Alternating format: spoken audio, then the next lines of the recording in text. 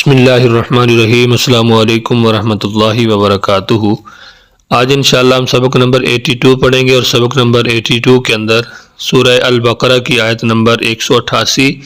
اور 199 پڑھیں گے۔ سبق کا آغاز کرنے سے پہلے آپ سے گزارش ہے کہ اگر ابھی تک آپ نے ہمارے چینل کو سبسکرائب نہیں کیا تو چینل کو ضرور سبسکرائب کریں، اور ساتھ بیل کے نوٹیفیکیشن کو بھی پریس کریں تاکہ آنے والی مزید جتنے بھی لیسن ہیں ان کو نوٹیفیکیشن آپ کو ملتا رہے۔ جو آپ کو 3 رنگ دکھائی دے رہے ہیں ان کو اچھی طرح سمجھ لیجئے۔ ہمارا اسلوب نمبر 1 ہے تفہیم القرآن بذریعہ علامات، یعنی یہ جو رنگ ہیں یہ آپ نے بذریعہ علامات ان کا ترجمہ کرنا ہے، اور ان کے جو قوانین ہیں وہ معلم القرآن کے اندر ہم پڑھ چکے ہیں۔ اگر آپ نے وہ اسباق نہیں پڑھے تو ان کو ضرور پڑھیے۔ ان کے اندر ان تمام تر علامات کے بارے میں بتایا گیا کہ یہ علامت جو ہے اس کا کیا ترجمہ ہوگا، یہ ساری تفصیل اس کے اندر موجود ہے، اس کو ضرور آپ پڑھیں، آپ کو ایک مکمل پلے لسٹ مل جائے گی۔ تو یہاں پہ جو اسلوب نمبر 1 ہے تفہیم القرآن بذریعہ علامات، اس میں سرخ رنگ ایک علامت کے لیے ہے، نیلا رنگ دوسری علامت کے لیے ہے، اور کالا رنگ جو ہے وہ اصل لفظ کے لیے۔ جو کالے رنگ کے اندر لفظ ہوں گے وہ اصل ہوں گے، اور باقی جو علامات ہوں گی تو وہ 2 رنگ ہیں ان کے اندر ان کو ظاہر کیا جائے گا۔ جیسے کہ ہمارے سبق کے اندر تاکلو ہے، تو یہاں پہ تا اور واو الف جو ہے، یہاں پہ تا کا معنی تم ہو رہا ہے، اور اسی طرح جو واو الف ہے یہ جمع کی علامت ہے تو اس کا معنی سب ہو رہا ہے۔ تو یہ علامات کے طور پہ اگر ایک علامت ایک باکس کے اندر ہوگی تو ایک رنگ ہوگا، اگر 2 علامتیں ہیں تو پھر 2 رنگوں کا استعمال کیا جائے گا، اور اگر اصل لفظ بھی ہے تو پھر اس کے ساتھ 3 رنگوں کا استعمال کیا جائے گا۔ آئیے آج کے سبق کا آغاز کرتے ہیں۔ الحمدللہ والصلاۃ والسلام علی رسول اللہ، اما بعد، رب اشرح لی صدری ویسر لی امری واحلل عقدۃ من لسانی یفقہوا قولی، اللہم فقہنا فی الدین، رب یسر ولا تعسر وتمم بالخیر وبک نستعین، اعوذ باللہ من الشیطان الرجیم، ولا تأکلوا، اور مت تم سب کھاؤ، اموالکم اپنے مال،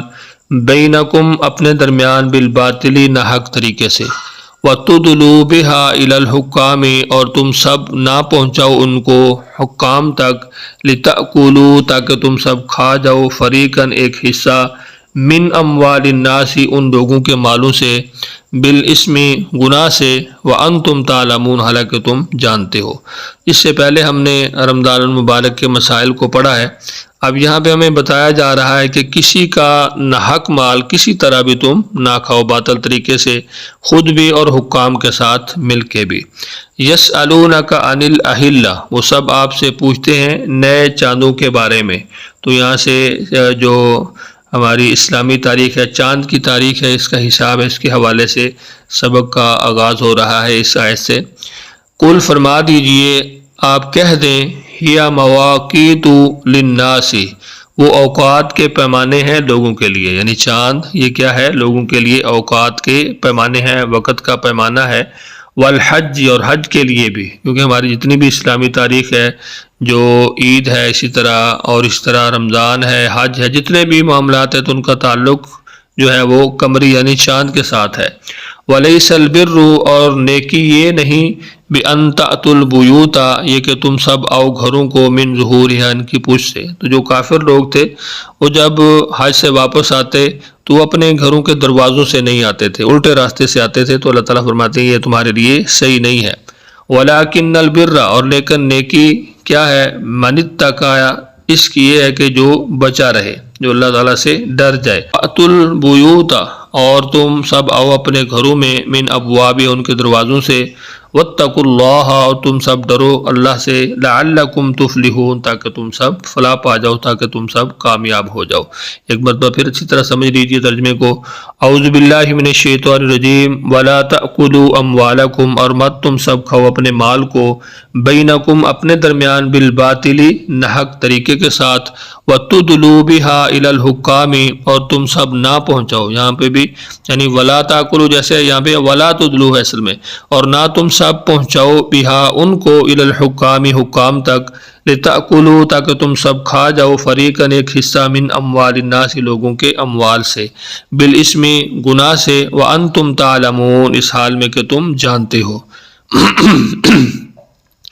یسألونک عن الاہلہ، وہ سب آپ سے پوچھتے ہیں نئے چاند کے بارے میں۔ قل آپ فرما دیجئے، آپ کہہ دیں، وہ مواقیت للناس، اوقات کے پیمانے ہیں لوگوں کے لیے، والحج اور حج کے لیے بھی، ولیس البر اور نہیں ہے یہ نیکی، ان تأتوا البیوت یہ کہ تم سب آؤ گھروں کو، من ظہورہا ان کی پشت سے، ولکن البر اور لیکن نیکی اس کی یہ ہے، من اتقی جو بچا رہے، جو اللہ تعالیٰ سے ڈر جائے،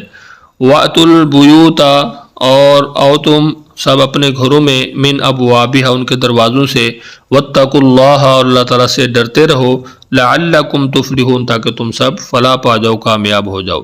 اسلوب نمبر 2 جو ہے تفہیم القرآن بذریعہ اردو زبان، اس میں کالا رنگ اردو میں مستعمل الفاظ کے لیے، یعنی کالے رنگ کے اندر جو الفاظ ہوں گے وہ الفاظ ہیں کہ جو ہم اردو کے اندر جن کو یا تھوڑے بہت معمولی فرق کے اندر اس کو بولتے رہتے ہیں، اور نیلے رنگ کے اندر وہ الفاظ ہوں گے یہاں پہ اسلوب نمبر 2 میں جو بار بار استعمال ہوتے رہتے ہیں، قرآن میں بار بار آتے رہتے ہیں، اور یہ تقریباً 20% ہیں کالے رنگ کے الفاظ، 65% ہیں،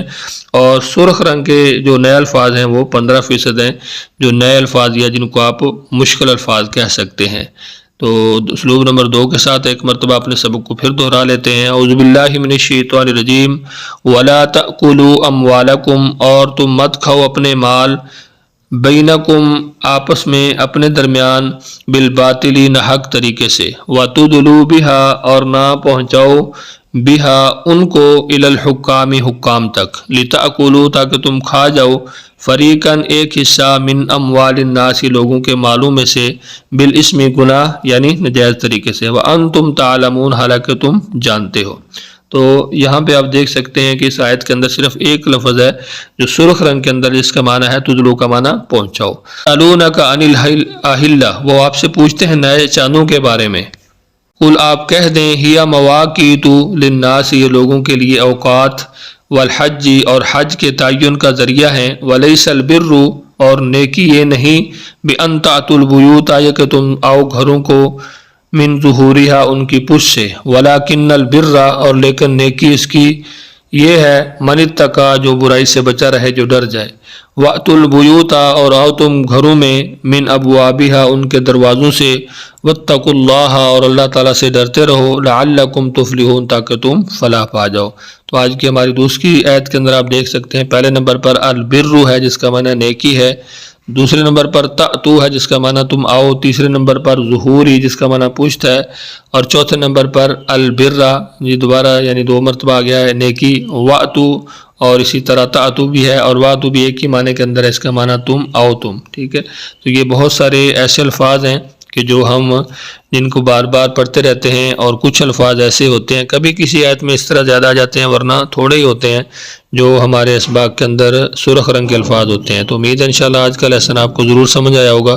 لیسن کے حوالے سے اگر آپ کچھ پوچھنا چاہتے ہیں تو ضرور پوچھیے، اپنا بہت سارا خیال رکھیے، ملتے ہیں نیکسٹ لیسن میں، تب تک کے لیے اجازت دیجیے، اللہ حافظ۔